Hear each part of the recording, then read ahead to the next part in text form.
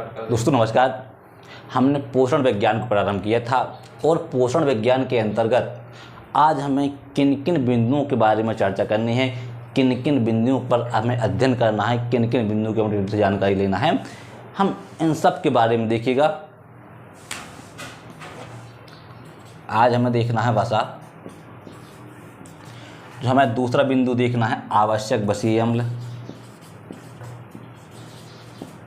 आवश्यक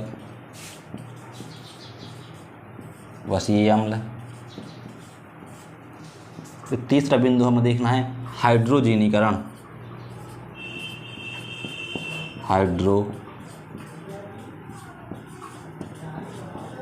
हाइड्रोजीनीकरण। चौथा बिंदु हमें देखना है नाइट्रोजीनीकरण। नाइट्रोजीनीकरण। और जो हमें पांचवा बिंदु देखना है कोलेस्ट्रॉल। क्या देखना है? कोलेस्ट्रॉल। दोस्तों अगर हम पोषण विज्ञान की बात करें तो इनसे पहले पोषण विज्ञान के बारे में हमने कुछ टॉपिकों को पढ़ लिया था। जैसे हमने कार्बोहाइड्रेट को पढ़ा था।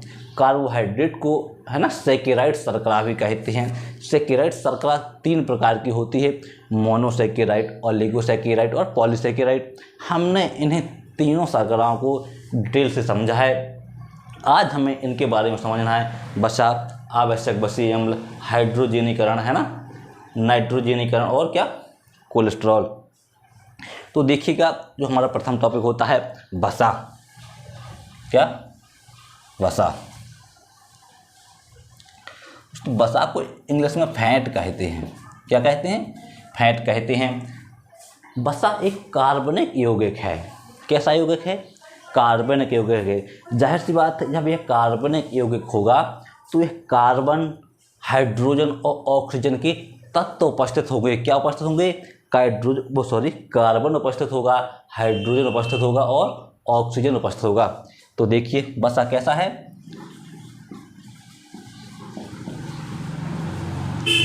कार्बनिक यौगिक है और इसमें कार्बन भी है, ऑक्सीजन भी और क्या है? हाइड्रोजन। क्या है? कार्बन है, ऑक्सीजन है और हाइड्रोजन भी उपस्थित है। अर्थात अगर हम वहीं वसा के निर्माण की बात करें कि वसा का निर्माण कैसा होता है, एक्चुअल में क्या होता है कि जो इसमें तीन वसीय अम्ल और एक ग्लिसरॉल, जब ये अणु आपस में एक एस्टर बंध के द्वारा जुड़ते हैं ना तब वसा का निर्माण करते हैं। देखिएगा निर्माण कितना? वसीय अम्ल के तीन अणु और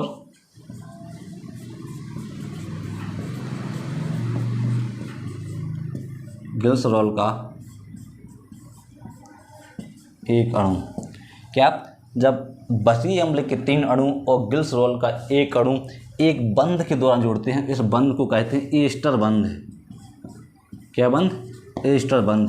जब आपस में जुड़ते हैं तब वसा का निर्माण करते हैं। किसका निर्माण करते हैं? वसा का निर्माण करते हैं। दोस्तों वसा का संश्लेषण जब हमने माइटोकॉन्ड्रिया के बारे में पढ़ा था तब पढ़ा था माइटोकॉन्ड्रिया में वसा का संश्लेषण होता है। देखिएगा किसका? वसा का संश्लेषण। ये हम पिछली बार भी पढ़ चुके हैं, आज भी दोबारा रिपीट कर रहे हैं। वसा का संश्लेषण कहाँ होता है? माइटोकॉन्ड्रिया। कहाँ होता है? माइटोकॉन्ड्रिया में क्या होता है? वसा का संश्लेषण होता है। एक्चुअली में थोड़ी माइटोकॉन्ड्रिया के बारे में सोचिएगा। माइटोकॉन्ड्रिया को क्या कहते हैं? माइटोकॉन्ड्रिया को ऊर्जा ग्रह कहते हैं, क्योंकि यहाँ क्या होता है? ऊर्जा का निर्माण होता है। किस प्रकार की ऊर्जा का निर्माण होता है? एटीपी। किस प्रकार की ऊर्जा का निर्माण होता है? एटीपी। दोस्तों एक्चुअली में जब वसा का संश्लेषण माइटोकॉन्ड्रिया में होता है, माइटोकॉन्ड्रिया में ऊर्जा का निर्माण होता है और वसा कैसा है? एक कार्बनिक पदार्थ है। हमने माइटोकॉन्ड्रिया में क्या पढ़ा था? माइटोकॉन्ड्रिया में कार्बनिक पदार्थों का संश्लेषण होता है, अर्थात ऊर्जा युक्त कार्बनिक पदार्थों का संश्लेषण होता है। तो वसा भी क्या है? एक ऊर्जा युक्त कार्बनिक पदार्थ है, अर्थात वसा भी क्या है? ऊर्जा का स्रोत है। तो वसा से हमारे शरीर में कितनी ऊर्जा मिलती है? हमारे शरीर की कुल ऊर्जा की लगभग 20 से 30% ऊर्जा मानव शरीर में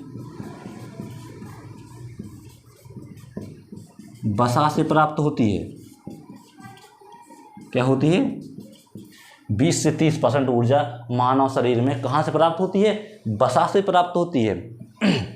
अर्थात वसा कैसा एक कार्बनिक पदार्थ है, ऊर्जा युक्त कार्बनिक पदार्थ है। इसका संश्लेषण माइटोकॉन्ड्रिया में होता है।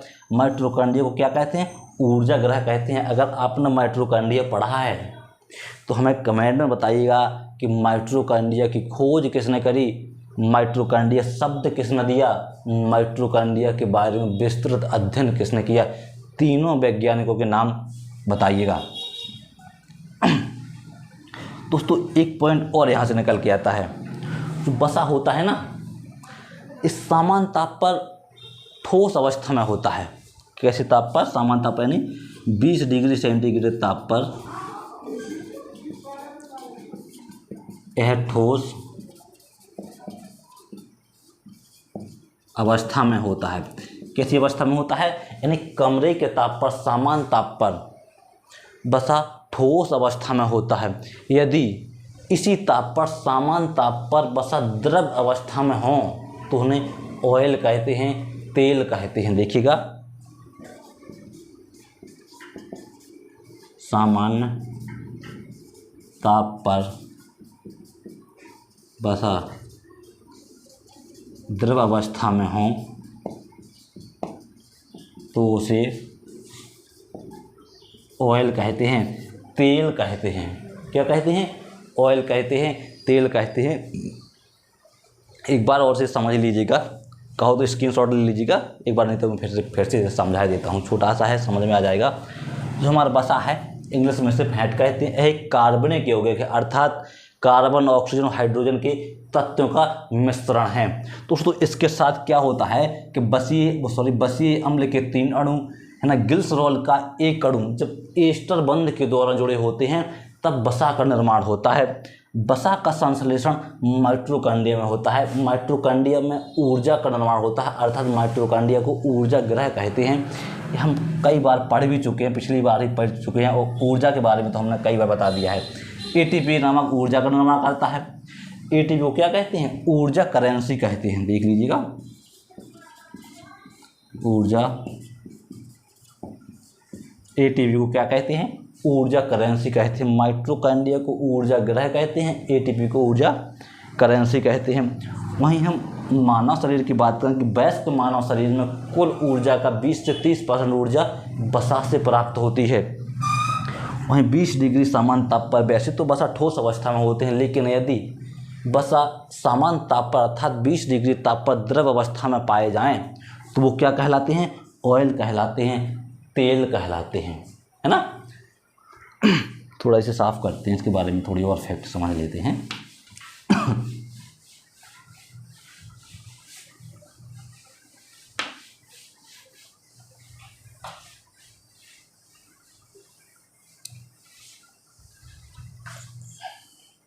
दोस्तों वसा है ना, यह पानी में पूर्णतः अघुलनशील होता है, अर्थात वसा पानी में नहीं घुलता। क्या घुलता? वसा पानी में पूर्णतः कैसा होता है? अघुलनशील होता है। अघुलनशील होता है, अर्थात ये पानी में नहीं घुलता। लेकिन कुछ कार्बनिक विलायक ऐसे हैं जिनमें वसा घुलनशील होता है। देखिएगा, लेकिन कुछ कार्बनिक विलायक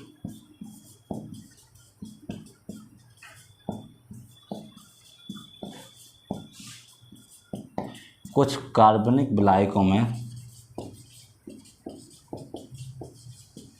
घुलनशील होता है।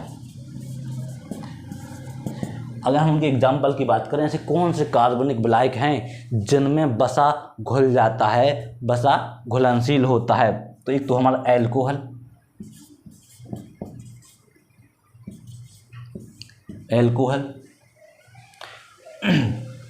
क्लोरोफार्म,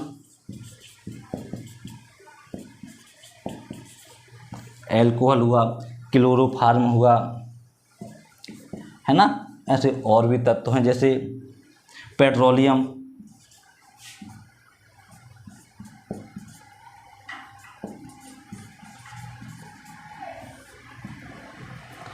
एल्कोहल हुआ, क्लोरोफार्म हुआ, पेट्रोलियम हुआ। तो ये क्या है हमारे? एक कार्बनिक विलायक हैं, इनमें वसा घुलनशील होता है ना। अब हमें देखना है वसा के कार्य। वसा हमारे शरीर में क्या कार्य करता है? हेडिंग डालिए, वसा के कार्य।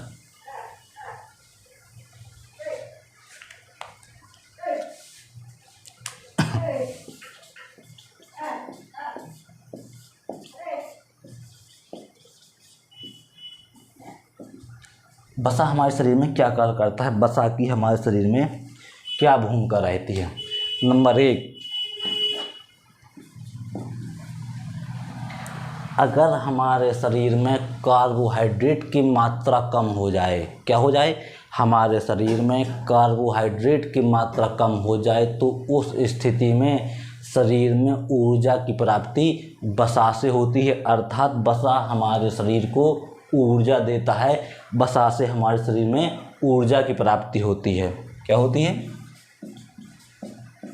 वसा से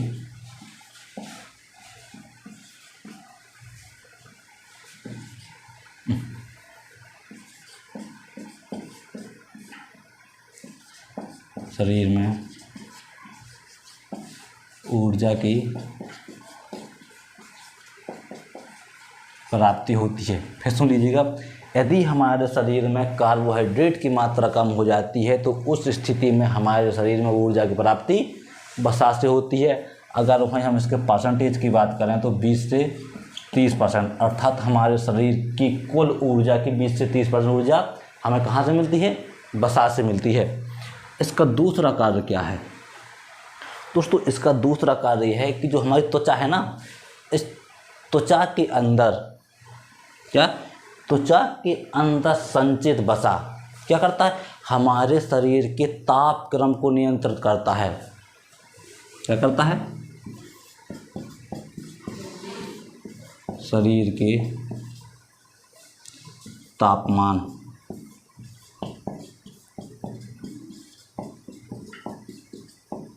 को नियंत्रित करता है। क्या करता है?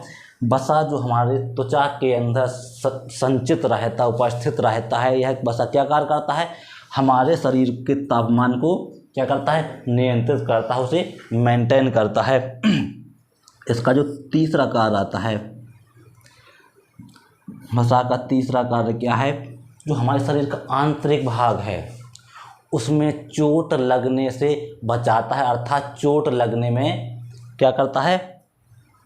चोट लगने से बचाता है, सहायता नहीं करता है। यह वसा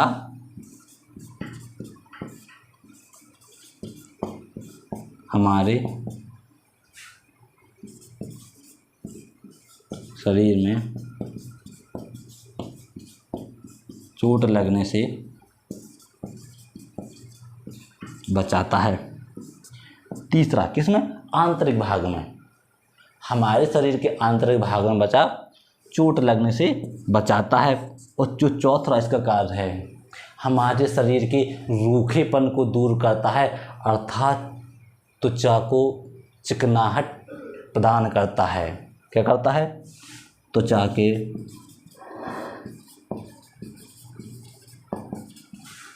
रूखेपन को दूर करता है।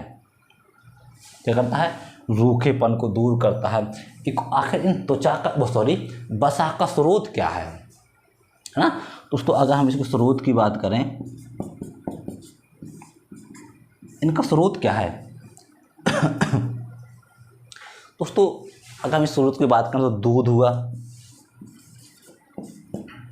पनीर हुआ,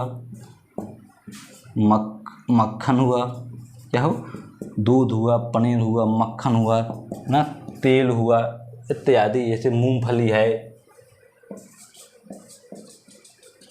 सोयाबीन है ना, यानी वनस्पति जितने भी हैं विलायक हैं वो सभी वसा के क्या हैं, स्रोत हैं। तो ये तो हुए हमारे वसा के कार्य। अब थोड़े हम वसा के प्रकार देखना है। वसा के प्रकार दोस्तों, वसा दो प्रकार का होता है, एक संतृप्त वसा और असंतृप्त वसा।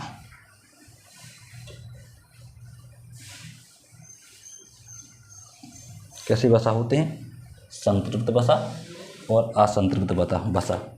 देखिएगा, हेडिंग डालिए, वसा के प्रकार। वसा के प्रकार दोस्तों, वसा दो प्रकार के होते हैं। देखिएगा, एक संतृप्त वसा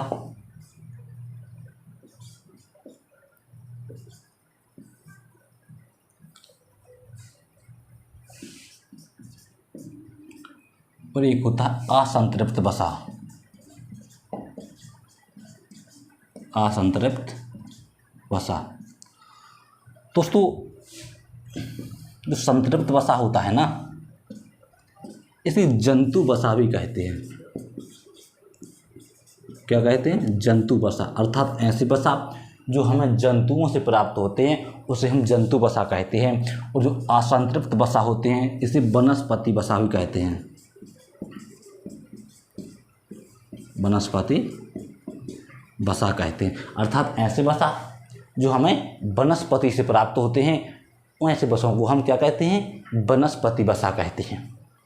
दोस्तों इनमें क्या होता है, संतृप्त वसा में, संतृप्त वसा में जो वसीय अम्ल होते हैं ना, इनकी एक लंबी श्रृंखला पाई जाती है और इस लंबी श्रृंखला में कार्बन और कार्बन के मध्य सिंगल बॉन्ड पाया जाता है, सिंगल बंध पाया जाता है। देखिएगा, इनमें संतृप्त वसा में वसीय अम्ल की लंबी श्रृंखला के पश्चात साथ ही इसमें कार्बन और कार्बन के मध्य सिंगल बॉन्ड पाया जाता है, अर्थात एकल बॉन्ड पाया जाता है। कैसा होता है, एकल बॉन्ड पाया जाता है। वहीं हम असंतृप्त वसा की बात करें तो इनमें भी वसीय अम्ल की लंबी श्रृंखला के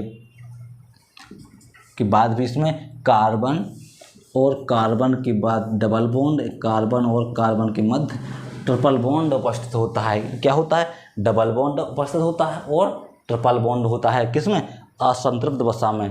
कई बार यहाँ से क्वेश्चन बना है कि वसीय अम्ल की लंबी श्रृंखला के पश्चात होने के बाद भी कार्बन और कार्बन की उपस्थित होती है और इनमें कार्बन कार्बन के मध्य डबल बॉन्ड या ट्रिपल बॉन्ड होता है। इसमें भी वसीय अम्ल की लंबी श्रृंखला उपस्थित होती है, लेकिन इसमें कार्बन और कार्बन के मध्य सिंगल बॉन्ड उपस्थित होता है, सिंगल बॉन्ड पाया जाता है।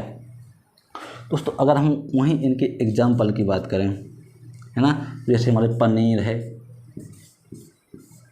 मक्खन,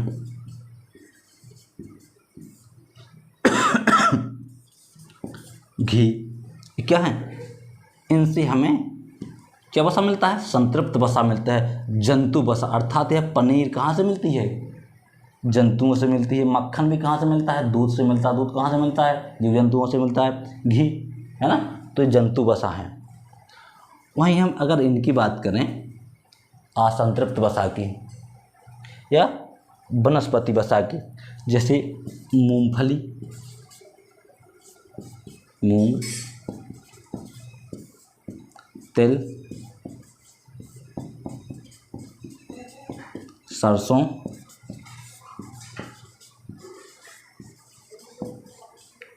सूरजमुखी, मूंगफली, तिल, सरसों और क्या, सूरजमुखी। ये सब क्या हैं, ये सब असंतृप्त वसा के उदाहरण हैं। वनस्पति, ये क्या है, वनस्पति वसा है।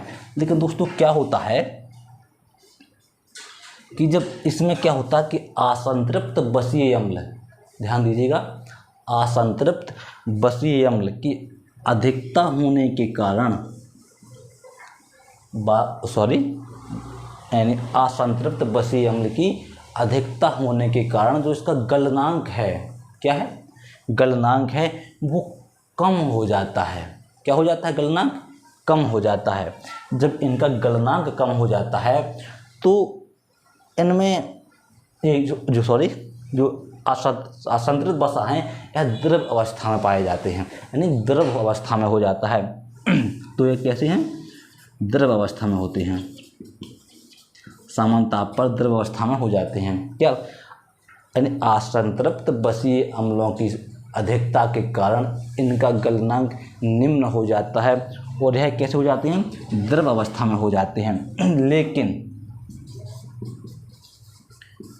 कुछ वनस्पतियां ऐसी भी हैं जिनमें संतृप्त बसीय अम्ल अधिक होते हैं, अर्थात ऐसे वनस्पति वसा जिनमें संतृप्त बसीय अम्लों की संख्या अधिक होने से, क्या, संतृप्त बसीय अम्ल की अधिकता से, क्या, ऐसे वनस्पति वसा जिसमें संतृप्त बसीय अम्ल की अधिकता से किसका? बसीय इनका गलनांक अधिक हो जाता है। क्या हो जाता है? अधिक हो जाता है। तो उन्हें क्या कहते हैं? संतृप्त वसा में परिवर्तित हो जाते हैं। अगर ऐसे की बात करें तो जैसे नारियल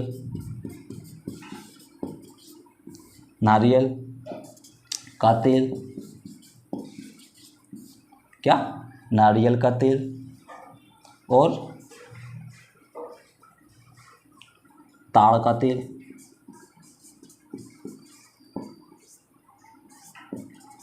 नारियल का तेल है, ताड़ का तेल है, यह ठोस अवस्था में होते हैं। अर्थात जो संतृप्त वसा होते हैं कैसे होते हैं? ठोस अवस्था में होते हैं। एक बार इन्हें और सुन लीजिएगा। बसीय अम्ल वसा दो प्रकार के होते हैं, संतृप्त और असंतृप्त वसा। संतृप्त वसा को जंतु वसा भी कहते हैं, वैसे असंतृप्त वसा को, है ना, वनस्पति वसा कहते हैं। दोस्तों, जंतु वसा में कार्बन और कार्बन के मध्य सिंगल बंध पाया जाता है, अर्थात संतृप्त वसा में कार्बन और कार्बन के मध्य सिंगल बॉन्ड पाया जाता है। वहीं असंतृप्त या वनस्पति वसा में कार्बन और कार्बन के मध्य डबल बॉन्ड या ट्रिपल बॉन्ड पाया जाता है। अगर इनके एग्जाम्पल की बात करें तो मूंगफली, तिल, सरसों, सूरजमुखी इत्यादि। असंतृप्त वसा की बात करें, पनीर, मक्खन, घी, कैसे हैं? यह असंतृप्त वसा हैं क्योंकि यह जंतु वसा हैं। दोस्तों, एक्चुअली में इसमें क्या होता है कि इनमें इनका गलनांक अधिक होता है, क्योंकि इसमें जो बसीय अम्ल हैं इनकी अधिकता के कारण इनका गलनांक क्या हो जाता है? अधिक हो जाता है। जिनका गलनांक कम हो जाता है, क्या हो जाता है? गलनांक कम हो जाता है, वह द्रव अवस्था में पाए जाते हैं, है ना। वहीं अगर हम इसकी बात करें तो इसमें संतृप्त बसीय अम्लों का अधिकता के कारण इनका गलनांक कैसा हो जाता है? निम्न हो जाता है, वह द्रव अवस्था में, ठोस अवस्था में पाए जाते हैं। किस अवस्था में पाए जाते हैं? ठोस अवस्था में पाए जाते हैं। तो ये तो हुई हमारे संतृप्त वसा और असंतृप्त वसा में अंतर।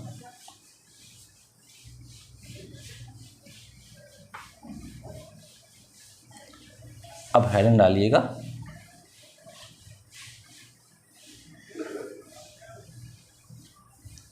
हाइड्रोजनीकरण।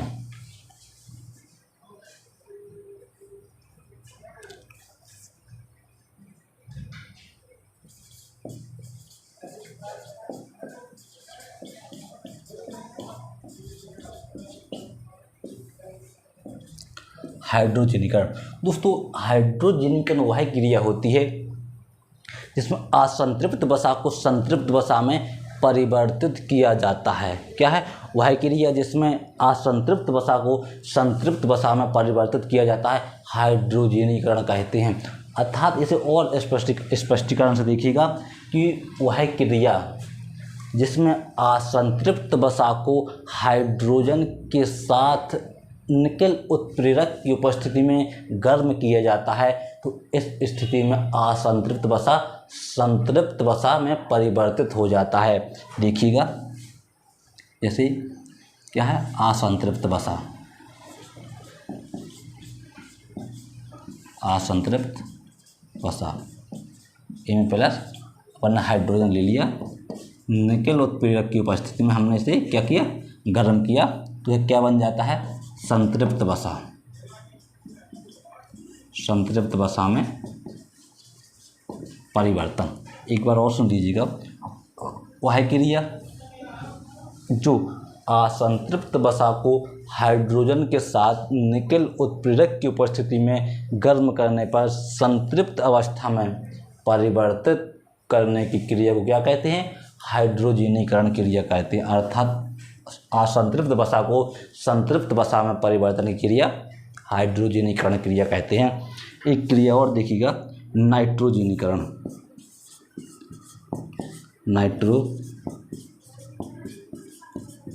नाइट्रोजनीकरण दोस्तों, इसका एक नाम और है नाइट्रोयौगीकरण।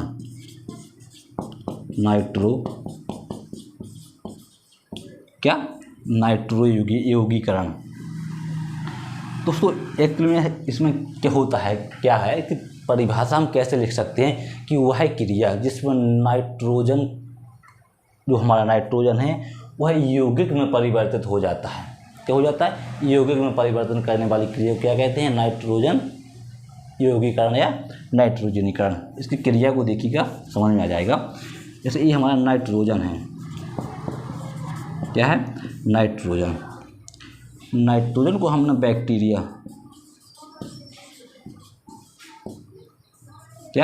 बैक्टीरिया की उपस्थिति में गर्म किया, तो यह यौगिक में परिवर्तित हो जाता है। यौगिक में क्या हो जाता है, यौगिक में परिवर्तित हो जाता है दोस्तों। इसी क्रिया को हम क्या कहते हैं, नाइट्रोजन यौगीकरण या नाइट्रोजनीकरण। अर्थात वह क्रिया जिसमें नाइट्रोजन का बैक्टीरिया उत्प्रेरक की उपस्थिति में गर्म किया जाता है, तो वह एक यौगिक में परिवर्तित हो जाता है। इसी क्रिया को क्या कहते हैं, नाइट्रोजनीकरण या नाइट्रोजन का यौगीकरण कहते हैं। एक और हेडिंग डालिएगा जल्दी, बसीय अम्ल, अर्थात आवश्यक बसीय अम्ल डालिएगा, आवश्यक बसीय अम्ल, आवश्यक बसीय अम्ल।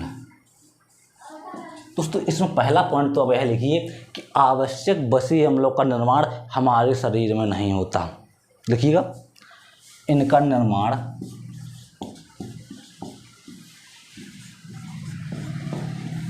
हमारे शरीर में नहीं होता। कहाँ होता, आवश्यक बसीय अम्लों का निर्माण हमारे शरीर में नहीं होता, लेकिन इनका निर्माण हमारे शरीर में नहीं होता, लेकिन इसके बावजूद भी ये हमारे शरीर की वृद्धि एवं विकास के लिए आवश्यक होते हैं। क्या होते हैं, हमारे शरीर की वृद्धि एवं विकास के लिए आवश्यक होते हैं। किस चीज़ की वृद्धि, हमारे मस्तिष्क का विकास, क्या, मस्तिष्क का विकास, रेटिना, त्वचा, रेटिना, त्वचा और जनन कोशिका,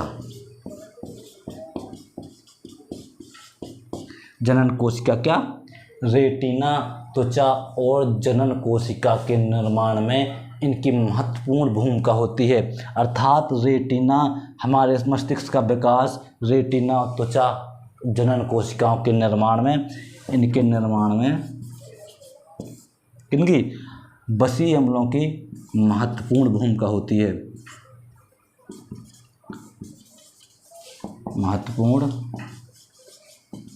क्या होती है, भूमिका होती है। अर्थात यह हमारे शरीर के विकास के लिए आवश्यक हैं, रेटिना, त्वचा और जनन कोशिका के निर्माण के लिए आवश्यक हैं, क्या, बसीय अम्ल। दोस्तों बसीय अम्ल दो प्रकार के होते हैं, देखिएगा प्रकार, किनके,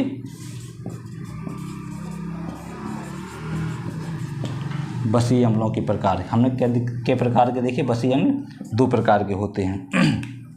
अगर हम उन प्रकारों की बात करें तो ओमेगा 3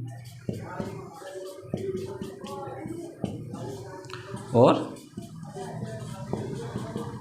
ओमेगा 6। देखिए बसीय अम्ल दो प्रकार के होते हैं, ओमेगा 3 और ओमेगा 6। हमने अभी तक पढ़ा था कि बसीय अम्लों का निर्माण हमारे शरीर में नहीं होता, लेकिन इसके बावजूद भी हमारे शरीर की वृद्धि और विकास के लिए आवश्यक होते हैं। वहीं मस्तिष्क का विकास के लिए आवश्यक होते हैं, महत्वपूर्ण होते हैं। रेटिना, त्वचा और जनन कोशिका के निर्माण के लिए भी आवश्यक होते हैं। अर्थात यह हमारे शरीर के लिए इतना इम्पोर्टेंट है, लेकिन इनका निर्माण हमारे शरीर में नहीं होता। फिर ये हमारे शरीर में कहाँ से प्राप्त होते हैं? देखिएगा, इनकी प्राप्ति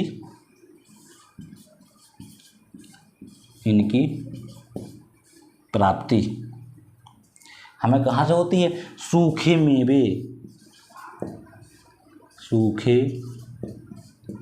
सूखे मेवे, शैवाल और कबाब। सूखे मेवे और शैवाल से हमें इन बसीय अम्लों की प्राप्ति होती है। क्या होती है? इन बसीय अम्लों की प्राप्ति होती है। तो ये तो हुए हमारे बसीय अम्ल। एक हेडिंग और डालिए, कोलेस्ट्रॉल। एक पॉइंट और बचा है, वो देख लीजिएगा जल्दी। डालिए हेडिंग कोलेस्ट्रॉल। क्या देखना है?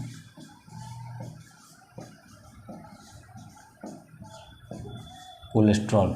एक्चुअली में कोलेस्ट्रॉल होता क्या है दोस्तों? यह एक मोम जैसा पदार्थ होता है। कैसा पदार्थ होता है? मोम जैसा पदार्थ होता है। देखिएगा,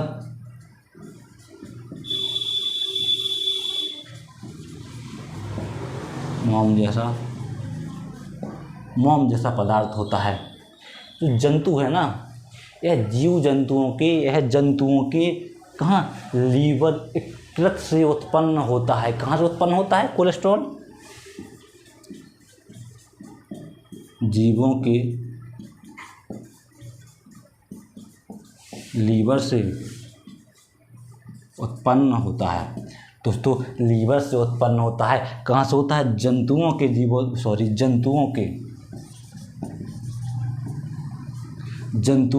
लीवर से उत्पन्न होता है। तो यह कहाँ पाया जाता है? जंतुओं में उपस्थित होता है। कहाँ उपस्थित होता है? जंतुओं में उपस्थित होता है। यह क्या होता है? जंतुओं में उपस्थित होता है। क्या? कोलेस्ट्रॉल। लेकिन अगर हम इसके हमारे शरीर में मुख्यतः की बात करें, कोलेस्ट्रॉल हमारे शरीर में, अर्थात शरीर में जो हमारी कोशिका झिल्ली होती है ना,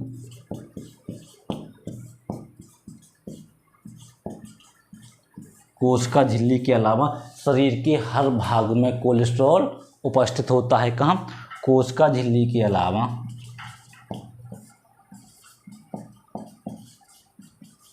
शरीर के हर भाग में कोलेस्ट्रॉल उत्पन्न होता है। हमारे शरीर में क्या कार्य करता है? अगर हम वहीं इस कोलेस्ट्रॉल के कार्य की बात करें तो यह हमारे शरीर में विटामिन डी का निर्माण करता है, पित्त का निर्माण करता है, हार्मोन्स का निर्माण करता है। देखिएगा, किसका निर्माण करता है? विटामिन डी का निर्माण, हार्मोन्स का निर्माण और पित्त का निर्माण।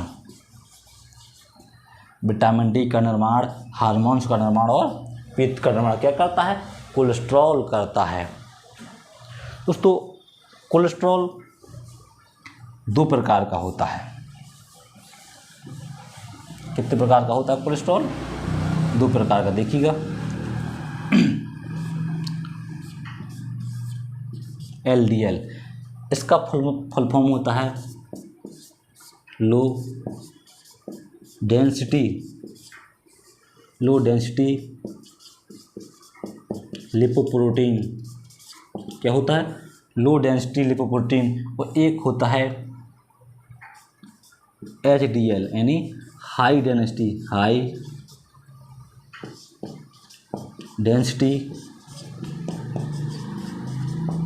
लिपोप्रोटीन। क्या होता है? High density lipoprotein. दोस्तों जो लो डेंसिटी लिपोप्रोटीन होता है ये हमारे शरीर के लिए नुकसानदायक होता है। कैसा होता है? नुकसानदायक होता है, नुकसानदायक होता है। और हाई डेंसिटी लिपोप्रोटीन हमारे शरीर के लिए अच्छा माना जाता है। क्या माना जाता है हमारे शरीर के लिए अच्छा माना जाता है। हमें थोड़े से एग्जाम्पल और देख रहे हैं। अगर हम लो डेंसिटी लिपोप्रोटीन की एग्जाम्पल की बात करें तो घी हुआ, पनीर हुआ, मक्खन हुआ। देखिएगा क्या, घी, पनीर, मक्खन। हाई डेंसिटी लिपोप्रोटीन की बात करें तो इसका अनाज, क्या, अनाज, सब्जियां, फल फूल, क्या, अनाज, सब्जियां, फल फूल, क्या हमारे low density high density lipoprotein हैं। तो ये तो हुआ हमारा क्या, कोलेस्ट्रॉल। कोलेस्ट्रॉल के बारे में एक बार और समझ लीजिएगा। यह मोम जैसा एक पदार्थ होता है, जंतुओं के लीवर से उत्पन्न होता है, अर्थात है जंतु में उपस्थित होता है। अगर हम इसे मानव शरीर की बात करें तो कोशिका झिल्ली के अलावा शरीर के हर भाग में उपस्थित होता है। कहाँ होता है? कोशिका झिल्ली के अलावा शरीर के हर भाग में उपस्थित होता है। इसका कार्य विटामिन डी का निर्माण करना, हार्मोन्स का निर्माण करना और पित्त का निर्माण करना। यह 2 प्रकार का होता है, लो डेंसिटी लिपोप्रोटीन और हाई डेंसिटी लिपोप्रोटीन, अर्थात LDL और HDL।